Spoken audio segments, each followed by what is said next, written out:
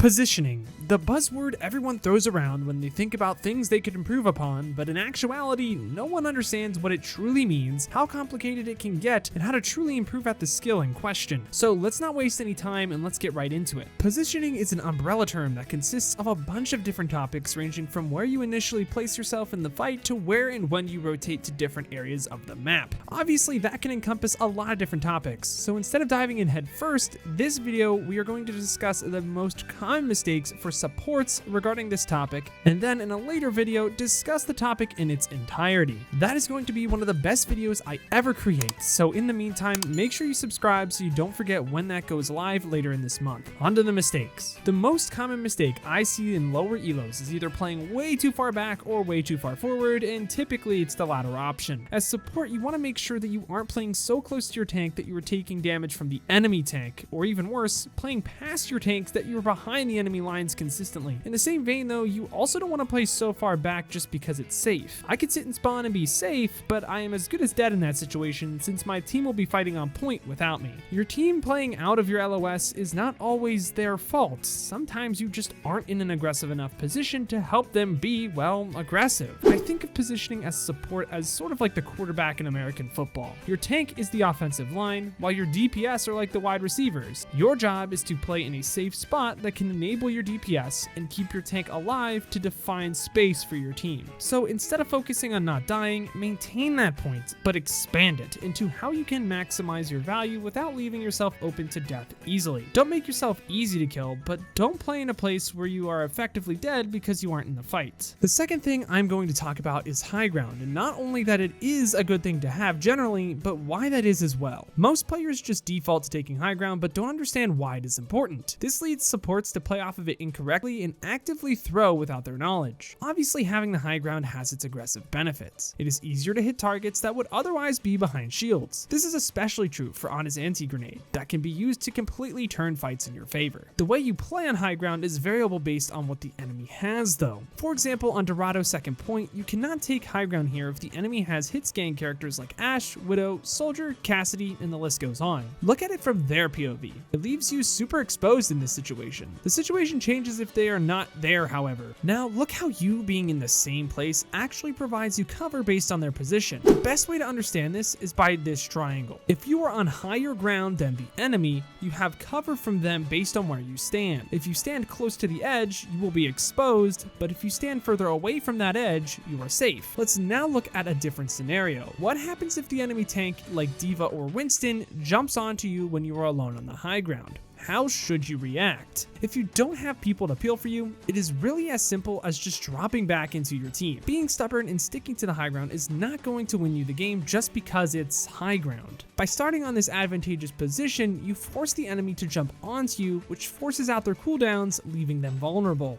The last basic concept to talk about is changing how you play based on what the enemy has in a very basic sense. This section is not foolproof, but it is the start of an important concept to get down. Essentially, there are three different compositions to look out for. Brawl compositions, which play to get as close as possible to their enemies before taking them down up close. Dive compositions, which play to surround the enemy and burn them of their resources slowly before striking, as well as jumping on targets that are far out of position. And spam compositions, which play to poke enemies from varying angles and overwhelm them when they are not all accounted for. So against brawl compositions, you can afford to play a little farther away from your team so that the enemy does not have an easy way to get up close to you into the backline. This is different to your playstyle against dive compositions though, which require you to play much closer to your team so you can receive help if the enemy decides to jump on you. Against spam compositions, you want to make sure that you don't leave yourself open to any enemy angles and move to different positions when your tank creates opportunities to do so. Again, this is the very basic idea of how to play against different characters, but hopefully you get the idea. The section does not cover different hybrid compositions and how all of the characters in the game influence tempo, but that is going to be a primary topic within the dynamic positioning guide I plan to release in the coming weeks. As we conclude this positioning guide, it is important to get down a few basic concepts of your positioning as a support. Make sure that you place yourself safely first, but then work to find spots that are safe and maximize your value throughout the fight. Second, understand how high ground functions outside of just taking it for the sake of the advantage. Playing off of high ground incorrectly is arguably worse than just not taking it to begin with. Lastly, start to learn that the concept is variable given on your composition, the enemy composition, the map, and so many other factors that will be talked about at a later point. Really make sure you get the basics down and work up from there. A solid foundation is key to a tall standing structure of knowledge. Again, if you found this video helpful, stay tuned for the next one coming later in the month. Also, make sure that you ask questions if you have any gaps in your understanding of the topics discussed today, as they are incredibly important. Thank you all so much for watching,